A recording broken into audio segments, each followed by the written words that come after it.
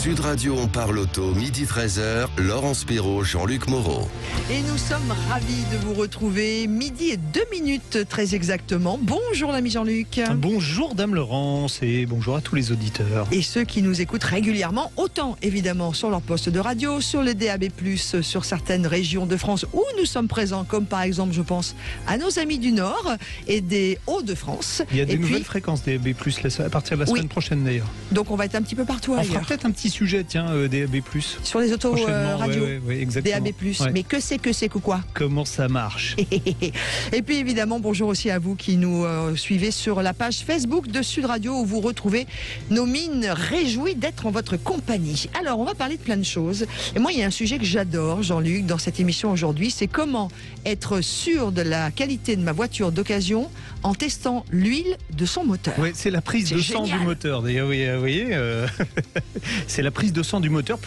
C'est exactement comme une prise de sang. On va analyser tous les paramètres de l'huile et on pourra vous dire si oui ou non on vous a menti sur le kilométrage de la voiture, par exemple. Ça, c'est génial. Évidemment, dans notre rendez-vous, vous êtes attendus et les bienvenus pour toutes vos questions pratiques ou de choix de voiture à l'ami Jean-Luc, 0826 300 300.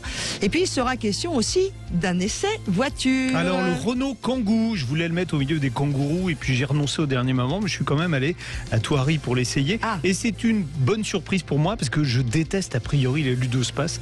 Là, j'ai plutôt été agréablement surpris. J'aime bien le mot aussi, ludospace. Ludospace, oui. Et on parlera aussi du meilleur carburant sans doute actuellement. L'éthanol, vous avez vu la hausse des prix, donc l'éthanol n'a pas bougé ou pratiquement pas bougé. Est-ce que ça va continuer? C'est la question qu'on posera tout à l'heure. Allez, tout de suite, on commence, vous le savez, notre émission On parle auto avec vous tous les samedis jusqu'à 13h avec la question pratique, la vôtre bien sûr. Sud Radio, on parle auto, Laurence Perrault, Jean-Luc Moreau. Et tout de suite, c'est Jason qui nous retrouve sur Sud Radio. Bonjour Jason. Bonjour Jason. Merci beaucoup de me recevoir. Alors juste, ce sera Jason pour moi. Jason, Jason. D'accord. Mais moi j'aimais bien la comment ça s'appelait au niveau grec, c'était là. La mythologie grecque, la toison d'or. La toison de Jason. La toison de Jason. Alors Jason, vous habitez où tiens d'ailleurs? Alors justement, vous en avez parlé tout à l'heure, je viens des Hauts-de-France, je suis près de la région de Lille, de la ville de Lille. J'adore, bonjour à tous les ch'tis, et au 62, méfiteux, tout autant qu'au 59. On vous écoute Jason. Alors moi je revenais vers vous, je suis beaucoup votre émission, toutes les fois où vous avez parlé de l'éthanol, notamment des boîtiers. Et moi je suis propriétaire d'une Ford Focus ST 250 qui jusqu'à maintenant ne pouvait pas être concerné par l'installation de boîtiers éthanol parce que ce sont des véhicules à forte puissance, plus de 15 chevaux il me semble. Et il y a quelques semaines, vous avez fait une émission où justement vous disiez que la réglementation allait évoluer à ce niveau-là. J'ai donc effectué une simulation sur le site Biomotors et il s'avérait que pour le moment, je n'étais pas éligible à l'installation d'un boîtier éthanol. Pour le moment. Jason, alors est-ce que vous avez été sage? Est-ce que vous voulez une bonne nouvelle? Alors moi je suis toujours sage. Les gens du Nord, toujours. Alors c'est vrai que jusqu'à présent les véhicules plus de 14 chevaux ne pouvaient pas être homologués avec un boîtier éthanol. Bon, la réglementation elle a changé et puis vous savez que les constructeurs de boîtiers doivent passer des tests. Il y a un véhicule test qui doit réussir l'homologation pour que tous les véhicules qui correspondent à ce véhicule test puissent être homologués avec un boîtier. La voiture en question vient de réussir les tests d'homologation. Donc la bonne nouvelle, c'est que là où c'était, alors techniquement c'était possible, votre voiture, alors bon, pour ceux qui connaissent pas, la Focus ST 250, c'est un modèle essence avec un moteur un petit peu boosté qui fait 250 chevaux. D'ailleurs, c'est une berline ou un break que vous avez? La berline compacte. D'accord. Donc c'était possible techniquement, mais on ne pouvait pas. Alors il y a des petits malins qui le faisaient quand même, bien évidemment, mais c'était pas légal. Voilà. Désormais, la voiture test a été reçue avec satisfaction et c'est une question, vous savez, c'est maintenant l'homologation, c'est de la paperasserie, ça devra arriver là dans les jours ou au plus tard dans les semaines qui viennent. D'accord. Donc vous allez être éligible bientôt, donc vous retournerez sur le site de Biomotors, c'est là, vous taperez votre truc et voilà. Et ça deviendra intéressant vraiment pour votre voiture. Parce que je ne sais pas ce que vous avez comme consommation actuellement. Alors quand je l'ai achetée, elle tournait à peu près à 10 ou 11 litres au 100, mais depuis que moi je l'ai, elle est plutôt aux alentours de 9 litres. Ça dépend vraiment de Vous avez une conduite éco. Vous allez repasser à 11 litres, mais 11 litres avec un carburant qui va être 2 fois moins cher. Là, c'est intéressant. Et vous allez gagner, alors ça je vous l'ai pas dit, mais vous allez gagner au moins une vingtaine de chevaux en plus. D'accord, c'était ma question justement, à quoi je devais m'attendre par rapport au fait que ce soit des véhicules qui soient assez sportifs justement. Sur les véhicules sportifs, le fait qu'on passe à un taux d'octane de 104 avec l'éthanol au lieu de 98 avec du carburant normal permet à l'électronique embarquée d'adapter ce taux d'octane, donc de ce qu'on appelle de retarder un petit peu le point d'allumage et de gagner en puissance. Donc vous allez gagner une vingtaine de chevaux. C'est chouette. Peut-être même un peu plus, peut-être même 25. Quelle couleur elle est, votre Focus ST250 ? Elle est jaune. Ah, joli, j'adore. Mais moi, j'aime bien quand on sent des formats. C'est ce qui a écrit La Poste sur le côté. C'est le Courrier Express, en fait. C'est pas du tout ce jaune-là. C'est limite le jaune Ferrari, quoi, quand on voit des Ferrari jaunes. C'est pour ça que je l'ai choisi. C'est sa couleur très originale et très remarquable. C'est un jaune d'or un peu. C'est un jaune. Non, il est très très joli. Moi j'aime bien. Puis il faut sortir un peu des formats. Je suis d'accord avec vous. Je vous embrasse, Jason. On est fait pour s'entendre. Bonne journée, Jason. Merci beaucoup à vous. Bonne continuation à vous et merci de m'avoir répondu. Mais avec beaucoup de bonheur. Allez, dans quelques instants, vous avez décidé d'acheter une voiture d'occasion, mais vous n'êtes pas tout à fait sûr de vous, et puis des fois on a un peu peur, parlons vrai sur Sud Radio, de se faire arnaquer. Eh bien on va vous donner, en tout cas c'est l'ami Jean-Luc, bon truc, le truc que je ne connaissais pas du tout, mais je vous adore, moi j'apprends plein de choses avec vous, pour être sûr de ne pas vous faire arnaquer sur votre voiture. Simple, efficace, vous restez avec nous, on en parle dans quelques instants sur Sud Radio. Et tout de suite, eh bien, on va parler de ce que je ne connaissais pas, et c'est vrai que cette émission de radio est exceptionnelle, d'abord parce qu'on parle vrai, mais aussi sur Sud Radio parce qu'on apprend des choses. Alors vous qui allez bientôt acheter une voiture d'occasion, savez-vous qu'il existe un moyen fiable, simple et incroyablement facile pour savoir si la voiture d'occasion est bien? Exactement, on peut faire une analyse d'huile du moteur. Alors ça se faisait principalement, vous savez, quand vous avez un souci avec un garagiste, il a mal fait une réparation et vous allez en justice, et donc quand il y a une expertise, en général, on demande une analyse d'huile. Et ça, tout ça, ça vient... les analyses d'huile, en fait, sont arrivées dans l'automobile parce qu'elles ont démarré pour les gros engins de chantier. C'est ce que va nous dire d'ailleurs Thierry Nakache, qui est directeur commercial de Vernolab. Bonjour Thierry. Bonjour Thierry Nakache. Nous avons normalement notre directeur commercial de Vernolab, Thierry Nakache. Bonjour. Bonjour Thierry. Bonjour Jean-Luc. Bonjour Laurence.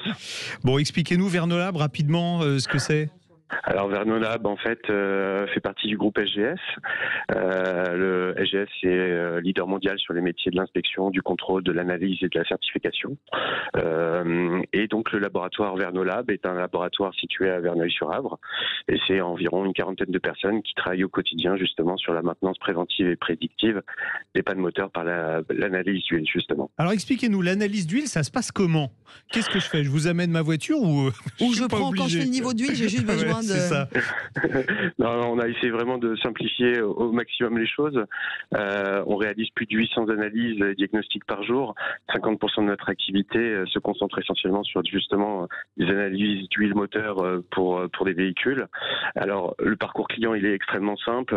Vous nous contactez, on vous envoie un kit échantillon qui contient une seringue et un récipient pour pouvoir récupérer un peu d'huile. Une enveloppe préaffranchie qui arrive directement chez nous. Et là, directement, on prend en charge votre prélèvement qui passe automatiquement directement chez nous dans notre laboratoire, où là, on va jauger aussi bien de la qualité de l'huile, voir si c'est une bonne huile, bonne qualité plutôt, voir s'il n'y a pas justement de bactéries ou teneurs en eau qui pourraient altérer tout cela. Et surtout, on va regarder avec nos appareils en laboratoire s'il n'y aurait pas des résidus de métaux qui correspondraient à une pièce du bloc moteur qui commencerait un petit peu à s'éroder. Et après, on interprète ces résultats analytiques par l'humain, où un diagnostiqueur va exploiter justement tout ça, tous ces résultats analytiques, et va justement vous expliquer quelle est la cause, si tout va bien, avec un signal approximativement pareil que pour les feux rouges sur la route. Feu rouge, vous arrêtez votre moteur parce que la pièce X va casser. Feu orange, attention, prévoyez une maintenance, mais vous pouvez continuer à rouler. Ou alors, feu vert, tout va bien, dans le meilleur des mondes. Et on vous envoie le rapport. Ouais, dans combien de temps? Parce que là, on parle évidemment de voitures d'occasion. Donc si par exemple je craque sur une voiture d'occasion, tout ça va prendre combien de temps avant que je puisse être sûr de cette voiture? Ou même si ça concerne la mienne que je veux vendre, parce qu'on peut aussi le faire dans l'autre sens. Pour rassurer l'acheteur. Oui. Exactement. Et d'ailleurs, nos clients nous font quelques retours d'expérience en disant qu'effectivement, le fait d'avoir ce certificat et cette analyse d'huile d'un tiers de confiance a permis de vendre un peu plus vite ou un peu plus cher leur véhicule. En combien de temps? Alors, c'est maximum 48 heures à partir du moment où il y a eu le prélèvement. Ah là, franchement, ça va aussi. Tout à l'heure, je parlais de la prise de sang, mais c'est exactement la même chose. Ça va pratiquement aussi vite qu'une prise de sang. C'est exactement ça. Et on arrive à détecter, alors vous nous disiez, on peut détecter s'il y a des métaux dans l'huile moteur. Ou même de l'eau dans l'huile. Est-ce qu'on arrive à savoir, par exemple, si le kilométrage de la voiture a été bidouillé? Si, par exemple, j'achète une voiture, on me la donne pour 50 000 km, elle analyse d'huile, est-ce que vous pouvez savoir si elle a 2, 3, 4, 5 fois plus? Non, c'est pas réellement la vertu de l'analyse d'huile. C'est-à-dire qu'on va pas vraiment, nous on va analyser toutes les parties du bloc moteur qui va être lubrifié soit par de la graisse, soit par du lubrifiant, comme par exemple les boîtes de vitesse aussi. Mais on va pas, c'est pas notre but de vérifier si le kilométrage aurait été trafiqué ou pas du tout.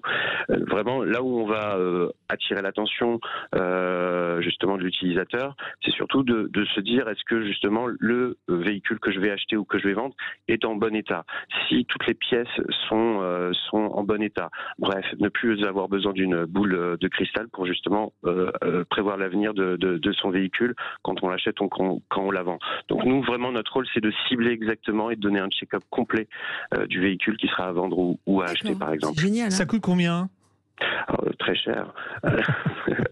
Alors le service complet, qui comprend encore une fois l'envoi du kit, l'analyse, le diagnostic, l'envoi du résultat évidemment, ça coûte un peu plus de 35 € TTC. Oh, ça va, c'est rien. Mais moi, je dois poser une question.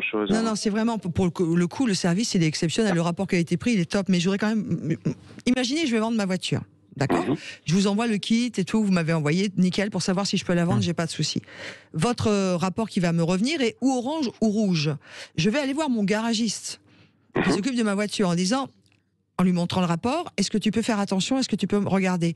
Il n'y a pas de souci, ça se fait facilement, ils ne sont pas vexés qu'on soit passé par vous. Enfin, est-ce que si vous dites ces rouges-là, est-ce qu'ils vont trouver la panne tout de suite ? Est-ce que je vais gagner du temps ? Enfin, excusez-moi, des questions de filles, quoi. Si c'est les coussinets de miel qui sont usés et qu'on retrouve dans l'huile, ça ne va pas être simple de régler le problème. Non, mais c'est une très bonne question. Merci. Alors, je vous rassure, nos amis, justement, garagistes, aiment bien travailler sur les voitures, mais moins ils y passent de temps et plus ils en font. Et puis ils sont heureux, je pense. Et puis ils sont rentables d'ailleurs. Donc le fait de pouvoir leur apporter finalement une vision assez fine et chirurgicale du problème va justement éviter pour ces garagistes de soit tout démonter, soit de rentrer dans une prospection. Une recherche de panne compliquée. Voilà, exactement. Donc non, au contraire, en tout cas tous les feedbacks qu'on a sont vraiment positifs et il y a une vraie pertinence. Et surtout, enfin, on travaille beaucoup avec des experts automobiles qui, en cas de litige, ont besoin d'un tiers de confiance, un laboratoire, pour pouvoir dire quel est l'objet du problème. Et là, on joue complètement notre rôle et bien sûr, garagistes comme constructeurs apprécient ce service. Comment on fait pour récupérer ces fameux kits, pour payer ? Il y a un site internet, voilà, c'est ça, quoi ? le pratico-pratique maintenant. Adresse, numéro de téléphone, mensuration, la totale. Alors d'accord, écoutez, alors c'est très simple. Dans quelques semaines, sur tous les centres de sécurité autotest, il y aura une campagne d'affichage avec une vidéo où on pourra directement se connecter sur notre site marchand. L'adresse de notre site marchand où on peut commander aussi simplement qu'une paire de chaussures, ce kit d'analyse d'huile, est le suivant, c'est online, ONELINE, store. .sgs.com, online store.sgs.com. D'accord. Sinon, on se rend directement sur le site d'SGS, sgs.com, et vous tapez Vernolab, VERNOLAB, et vous rentrez dans le formulaire de contact. Et ce qui est super sympa, c'est que je traiterai personnellement toutes les demandes. De Sud Radio, de l'émission On parle auto. Merci Thierry Nakache, donc directeur commercial de Vernolab. Merci beaucoup. L'analyse d'huile qu'on peut faire d'ailleurs préventivement pour connaître l'état de santé de son moteur, c'est tout, et savoir s'il va y avoir 35 €. C'est vrai que c'est pas extrêmement cher. C'est pas exceptionnel. Pour être assuré. Ouais, je suis d'accord. Ou pour être averti d'une panne future. L'ami Jean-Luc, j'ai quelque chose à vous dire. Oui. Merci. Non, franchement, c'est top. Enfin, voilà, on a appris des choses aujourd'hui, je ne savais pas. Merci à Thierry Nakache. Donc, c'est Vernolab. Et quand on tape Vernolab sur le Google ou votre moteur de recherche, quel qu'il soit, vous trouvez. Juste avant d'accueillir Maxime, puisqu'on va parler de questions pratiques, je veux vous poser les questions également de Chris, qui voudrait acheter un fourgon pour l'aménager pour les week-ends, mais avec l'extension des ZFE. Quel modèle lui conseillez-vous? On en parle tout de suite. Sud Radio, on parle auto et de sécurité. Avec Autosécurité, prenez rendez-vous en ligne pour votre contrôle technique dans un de nos 900 centres sur autosécurité.com.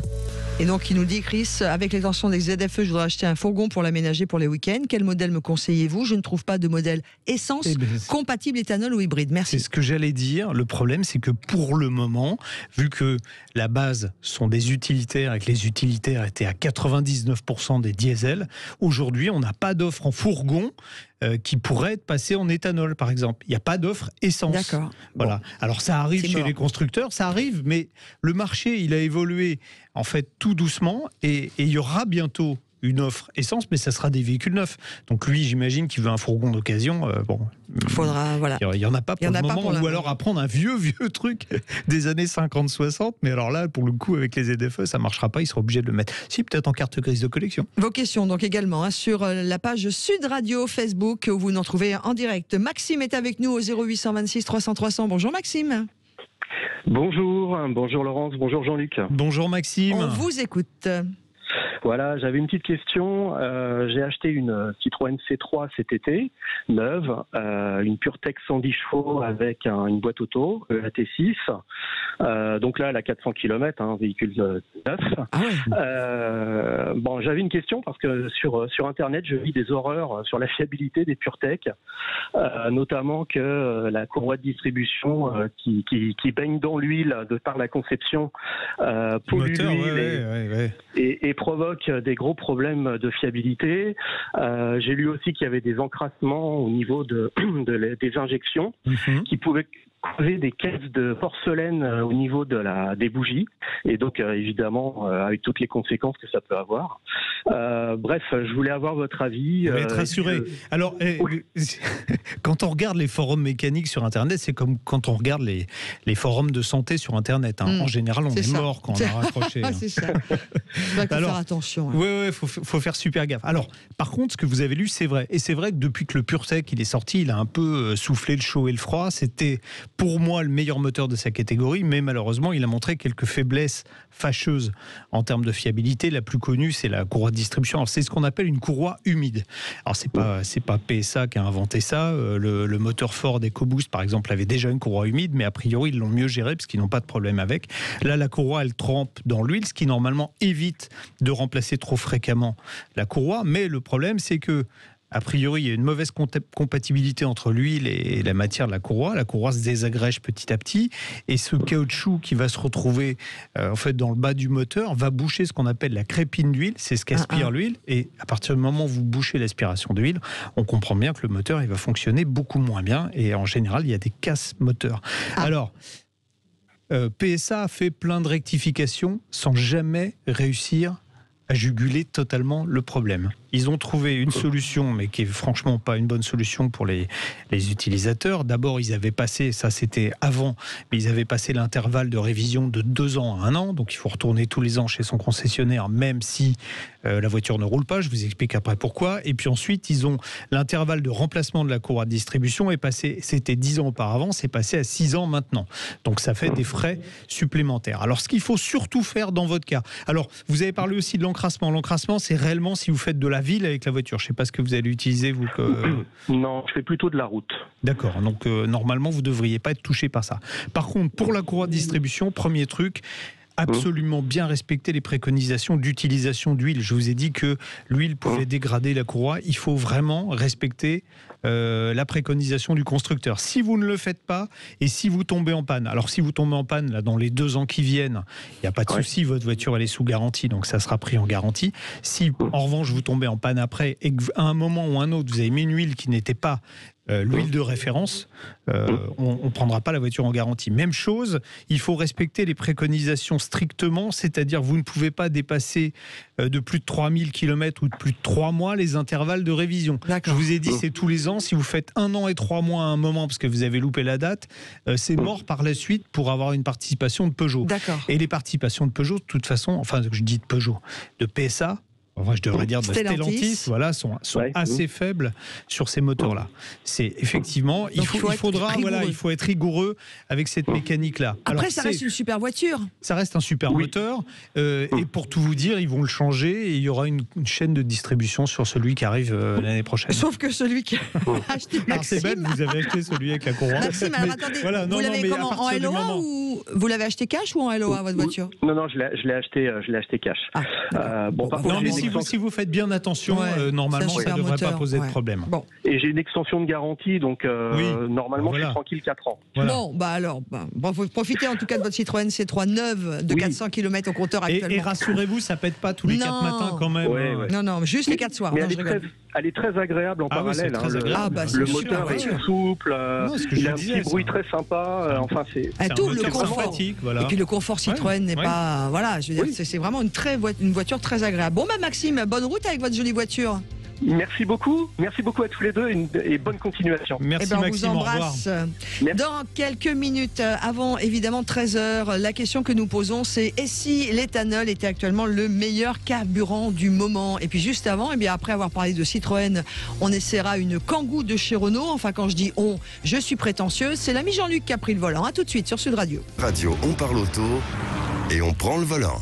Et nous continuons évidemment d'être en votre compagnie. On prend le volant avec l'ami Jean-Luc.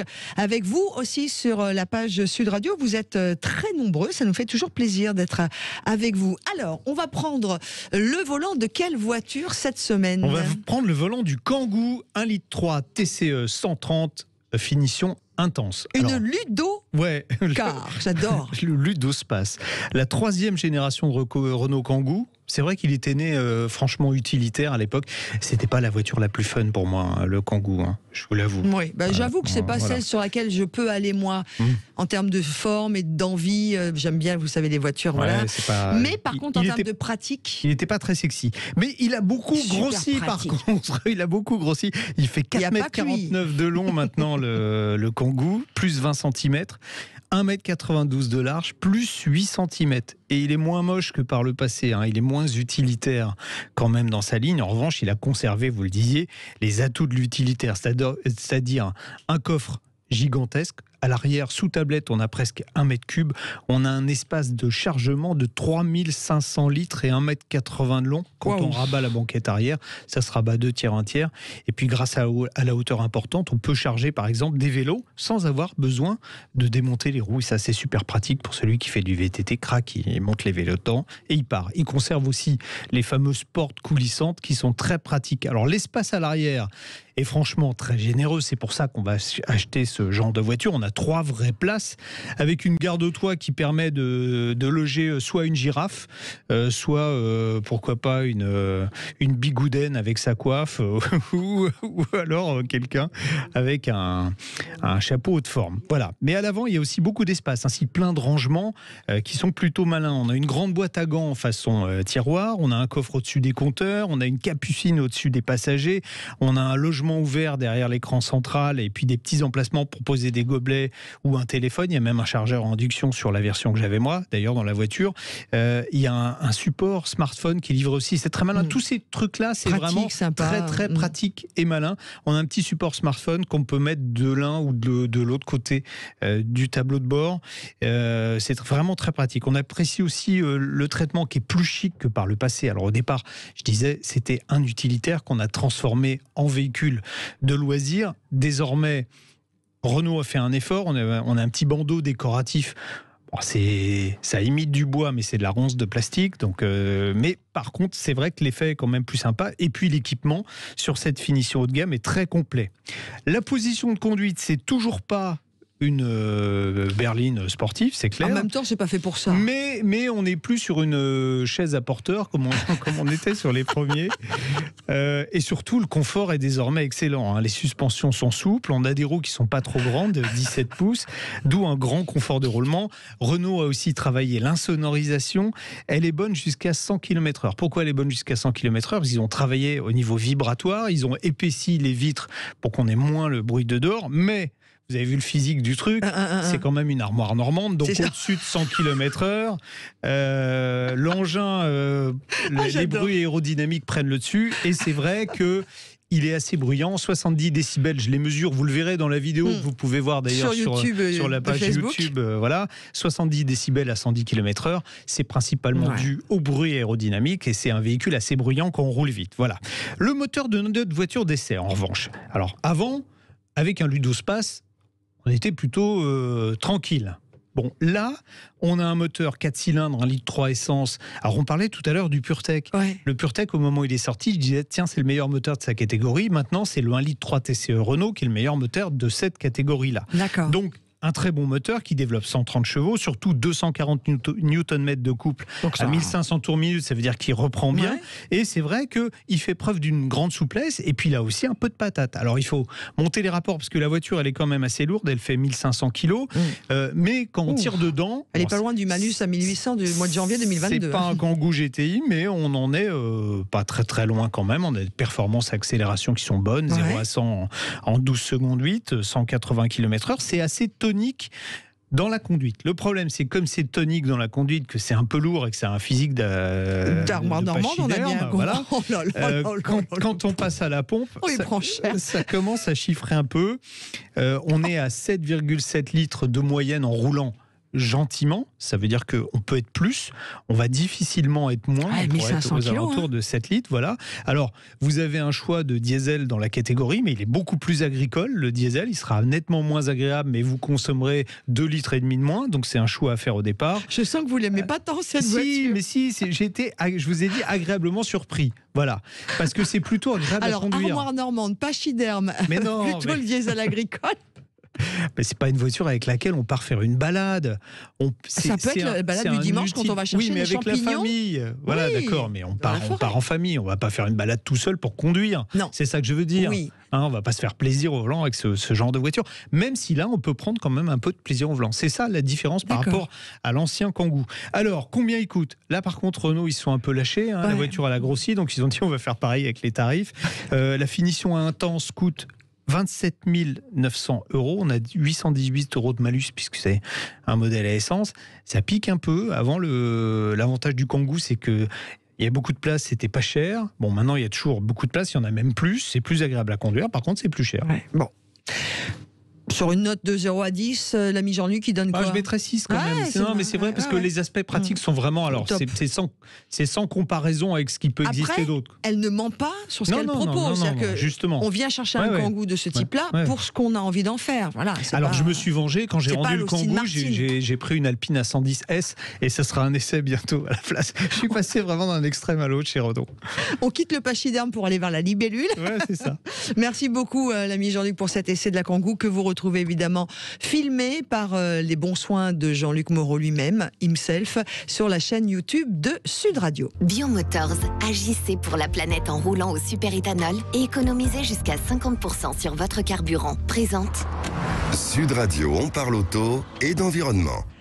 Avant de parler d'environnement, petite question Facebook, parce qu'il y en a plein qui arrivent et on est vraiment ravis d'être en votre compagnie. C'est Stéphane qui nous demande qui va acheter son véhicule Renault Velsatis 2004 en initiale BVA, c'est la 3,5 litres V6. Doit-on mettre un boîtier éthanol ou juste une part de super, dit-il, et une part d'éthanol? Merci Jean-Luc Moreau.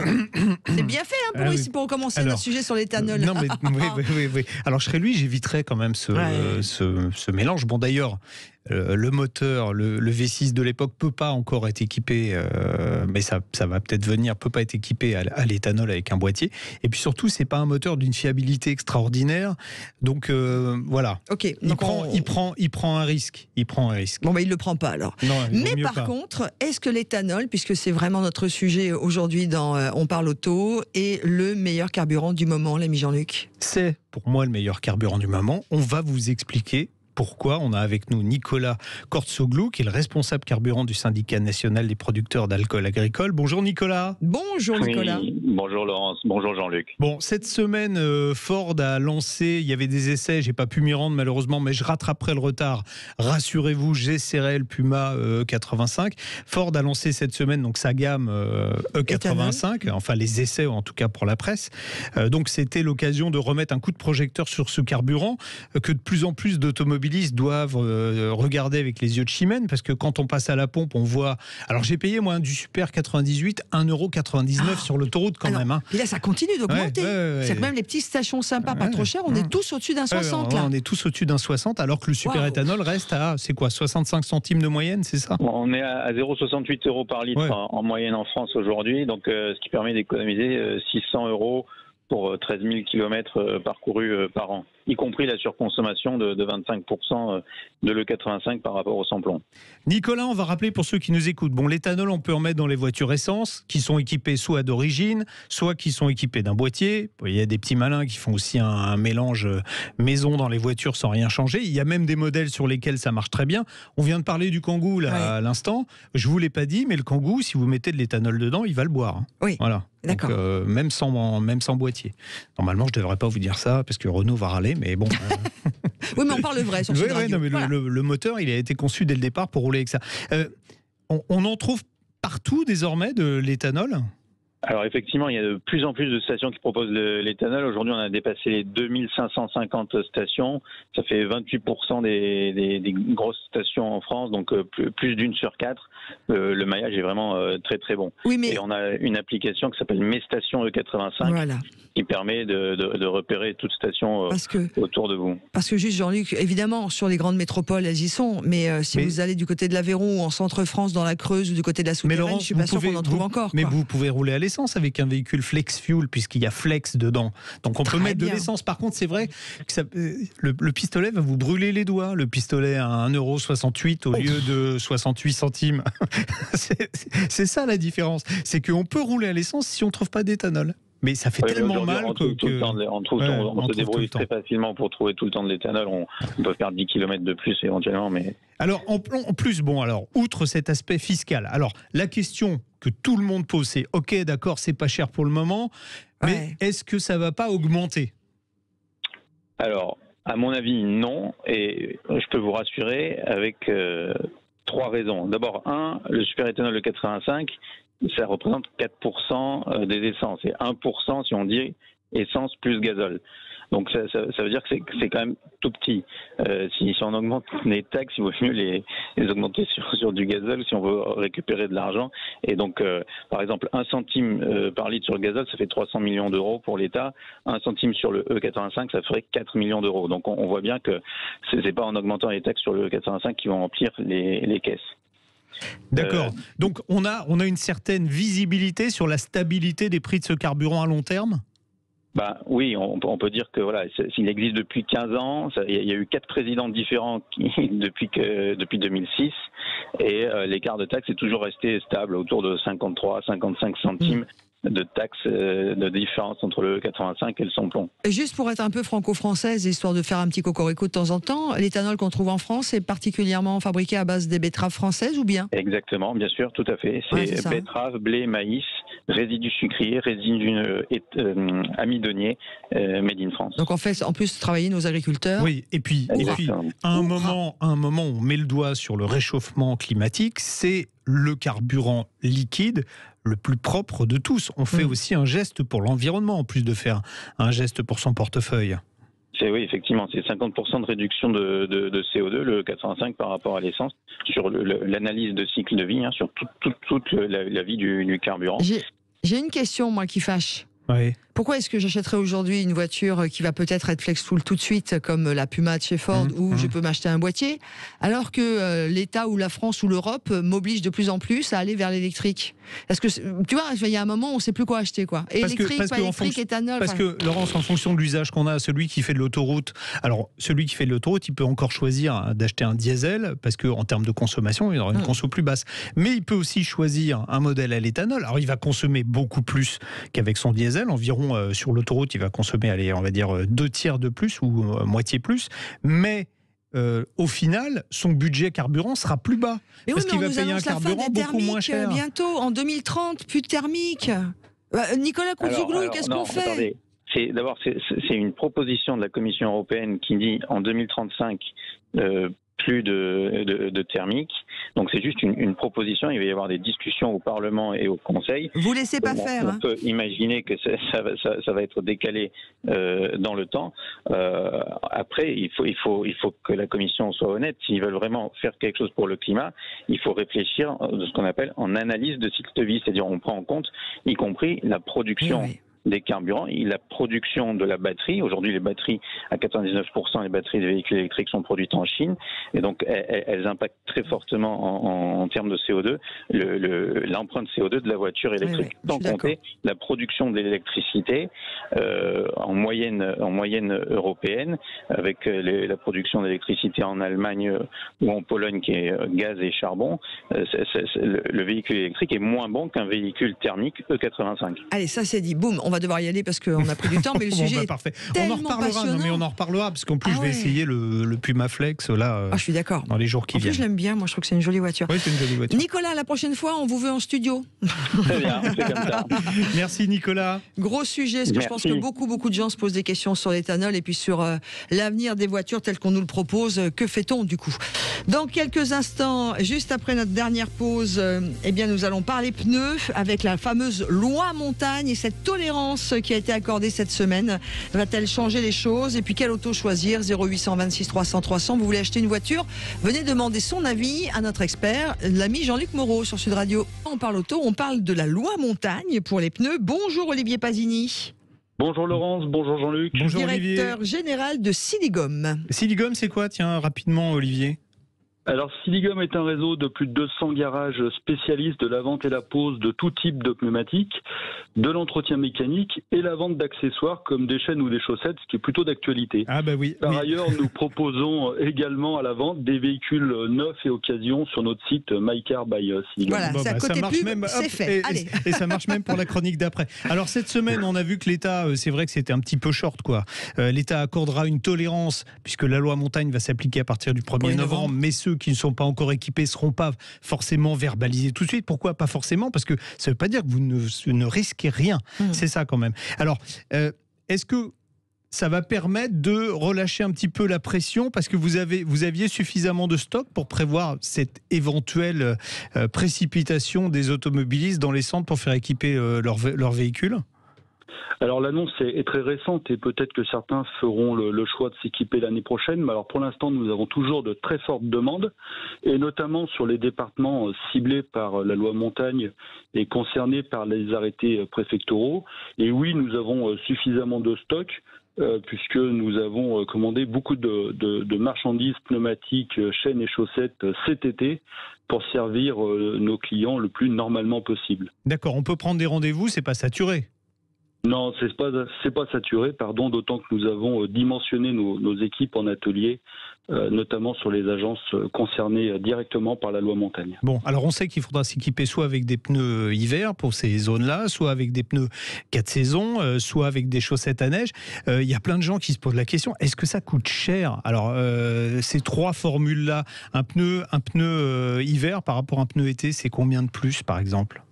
Alors, il y a en moyenne 10% d'écart entre un pneu toute saison et un pneu été. Donc, ce qui représente 8 à 9 euros donc de oui, ça va, c'est raisonnable. Oui. Voilà, et la même chose entre un pneu hiver et un pneu 4 saisons. D'accord, donc c'est plus 10. Voilà, c'est ça.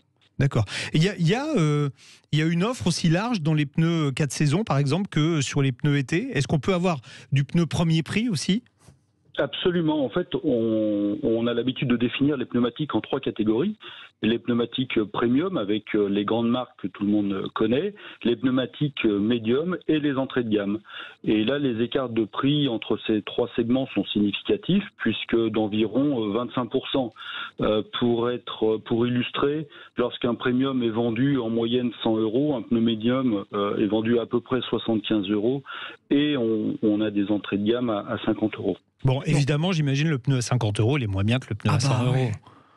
Alors, il y a effectivement de très grandes différences de qualité entre les pneumatiques. Alors, pour 2 raisons. La première, c'est que tous n'ont pas les mêmes normes. Si on prend par exemple les pneus 4 saisons, vous savez que certains sont homologués M+S, d'autres 3 PMSF. Oula. Ces derniers donc sont ouais, c'est un petit logo avec une montagne avec 3 pics, c'est ça. Voilà, en fait. c'est plus clair. Exactement. Et du reste, ils seront obligatoires à partir de 2024. Par ailleurs, il y a aussi des écarts de performance entre les marques. Sur des points essentiels en hiver, comme la tenue de route en courbe, en virage serré, ou pour ce qui concerne les distances de freinage. Donc c'est important de bien se renseigner et de consulter des spécialistes qui sauront leur proposer donc le meilleur compromis qualité-prix. Ouais, c'est ce qu'on peut avoir comme conseil chez vous, c'est-à-dire si j'arrive que j'y connais rien, parce que la plupart des gens n'y connaissent rien, on va me conseiller le pneu adapté pour mon véhicule et mon budget. Oui, et c'est d'autant plus important sur des pneus toute saison et des pneus hiver. Il faut vraiment choisir le pneumatique parfaitement adapté, alors non seulement à son budget, mais aussi à l'utilisation que l'on en a. Bon, en tout cas, super. Génial, mais surtout qu'on a 1 an maintenant pour prendre la décision. Ça ne veut pas dire qu'il ne faut pas s'équiper dès cet hiver, c'est de la sécurité pour ceux qui habitent dans ces zones-là, mais on sera verbalisé normalement qu'à partir du 1er novembre 2022, si on n'est pas équipé dans les 48 départements concernés. Merci beaucoup, Olivier Pasini, directeur général de Siligom. On en profite aussi pour... Merci à tous les deux. Merci à vous, bon week-end. On en profite aussi pour ajouter que quoi qu'il en soit, on le sait qu'à partir de 7 degrés, moi j'insiste, il faut mieux avoir c'est plus de sécurité. Voilà, ou du 4 saisons. Ou du 4 saisons. Voilà. Donc n'hésitez pas, quelle que soit la région dans laquelle vous habitez. D'ailleurs, le pneu 4 saisons fonctionnera sur les 41 départements ? Oui, le 48. Voilà. Allez, 48, boum, c'est parti. Sud Radio, on parle auto. Parlons pneus, parlons bien. Avec le syndicat des professionnels du pneu, les spécialistes du pneu au service de votre sécurité sur la route. Et nous... Sud Radio, on parle auto. Quelle auto choisir ? Ouh là là, ça fait beaucoup de choses. Beaucoup de choses. Quelle auto choisir ? Vous avez envie de changer votre voiture ? N'hésitez pas à venir demander vos conseils à Jean-Luc Moreau sur Sud Radio. Salut Xavier. Bonjour Xavier. Bonjour Dame Laurence, bonjour Jean-Luc. On vous écoute Xavier. Et donc voilà, je possède un X3 de 2009. D'accord. De 3 litres diesel. Ouais. Et je voudrais choisir un Jaguar E-Pace. Ouh. Ouais. Ouais, me faire plaisir pour le week-end et les vacances. Ouais. Ouais, j'estime à peu près à entre 10 et 15 000 km par an. D'accord. Vous voulez un modèle essence alors ? Essence, ouais, voilà. Et pour savoir si après, j'avais vu les modèles de 2019 qui ne sont pas officiellement compatible à bioéthanol? Alors pas encore, mais si vous avez écouté le début de l'émission, vous savez que désormais les plus de 14 chevaux vont être homologués, les Euro 6 également, et donc ça arrive, et donc on va dire dans les semaines qui viennent, ça sera possible. Par contre, là où je vais tempérer un peu vos ardeurs, alors le Jaguar, non c'est pas, oui alors oui il y a ça, mais le Jaguar, le E-Pace, il est sympa, il a un beau style, il a des places arrière accueillantes, il a un confort affûté, il a une transmission moderne avec une boîte 9 vitesses, la transmission intégrale à vectorisation de couple, les mécaniques essence sont très fiables, mais par rapport à votre BMW, vous allez le trouver un peu mou. Le bidule mou, je parle au niveau des performances, parce qu'il a un poids pachydermique, il fait 1 tonne 850 le petit SUV Jaguar. Et quand on est pachyderme, on trompe énormément. Voilà, exactement. Et le 4 cylindres 200 chevaux, ça va être un peu juste. C'est pour ça d'ailleurs qu'il consomme beaucoup. Alors il serait plus judicieux selon moi que vous passiez sur la motorisation au-dessus, le 250 chevaux, qui lui au moins offre beaucoup de couple à bas régime, c'est 365 Nm à 1200 tours minute. Ça permet, alors c'est moins sport que le BM, mais au moins là vous aurez des reprises, vous aurez le sentiment d'avoir un moteur un peu plus élastique. Donc ne vous focalisez pas sur le 2 litres 200 chevaux, ça va être trop juste. En descendant en ABM, vous ne pouvez pas passer à un truc comme ça, c'est pas possible. Vous allez vous dire, ils ont oublié de monter un moteur dedans. Et puis également, évitez, si vous prenez un modèle d'occasion, les jantes optionnelles de grand diamètre, parce que c'est déjà une suspension qui est un peu ferme, et si vous prenez des grandes roues, vous n'allez pas trouver ça confortable non plus. Bon. Pour le reste, c'est une voiture très sympa, mais allez plutôt sur un 250 chevaux, et il y a même un 300 chevaux, et moi je serais vous, je vous le dis comme ça, je prendrai un 300 chevaux. Ouais, parce qu'on aime bien les belles écuries, mais en termes de budget, là non, d'occasion. Ouais, vous l'achetez d'occasion. Combien? Oui, d'occasion, oui. Combien vous voulez mettre? C'est quoi votre budget? 30 000? Ouais, entre 30 et 40. Oui, bah c'est ça. Donc le 300, il peut y aller. Oui, il payera pas plus cher. Ah bah alors. Il paiera plus cher un 200 parce que c'est le dernier modèle. C'est un moteur qui est arrivé, c'est le dernier arrivé. Il paiera plus cher un 200 parce qu'il sera plus récent. Mais s'il prend un 300 un peu plus ancien, vous aurez plus d'agréments, un petit peu plus de kilomètres. Mais je vous ai dit, ils sont fiables. Donc c'est pas un gros problème. Bon. À mon avis, prenez plutôt un 300 bourrin. Bon, bah vous le passez à l'éthanol. 300 bourrin, vous les passez à l'éthanol et youpi. Mais l'ami Jean-Luc aujourd'hui, c'est le roi du zoo, quoi, entre les pachydermes, les bourrins. Bon ben voilà, Xavier, on a répondu à votre question, enfin tout du moins Jean-Luc. Ouais, encore une petite s'il vous plaît. Alors c'est pas possible, il reste 4 secondes. Ah, d'accord, c'est un petit. Par contre, vous pouvez reposer votre question. Mais vous pouvez revenir. Je préfère être honnête parce qu'on ne pourra pas y répondre. Donc ce que je vous propose, Xavier, c'est on garde votre numéro et on vous recontactera prochainement. Exactement, vous reposez de nouveau cette question. La semaine prochaine, Laurence, on aura un invité exceptionnel. Attention, Monsieur Toyota. Et on aura le PDG de Toyota France, on aura Franck Marotte avec nous, donc on parlera évidemment voiture hybride, on parlera voiture électrique, on parlera construction en France, exactement, le jour de la Marotte. Exactement, voilà, et donc si vous voulez poser toutes vos questions à Monsieur Toyota France, vous n'hésitez pas, vous qui avez une Toyota, vous avez des questions à lui poser, vous qui en voulez une, vous qui voulez en savoir plus, vous nous rejoignez samedi prochain en direct de midi à 13h au 0826 300 300. En attendant, on vous fait des bisous partout et on vous souhaite un bon week-end, même au pachyderme et au bourrin. Exactement, et au kangourou. Salut l'ami Jean-Luc. Sud Radio. Sud Radio. Parlons vrai. Parlons vrai. Parlons vrai.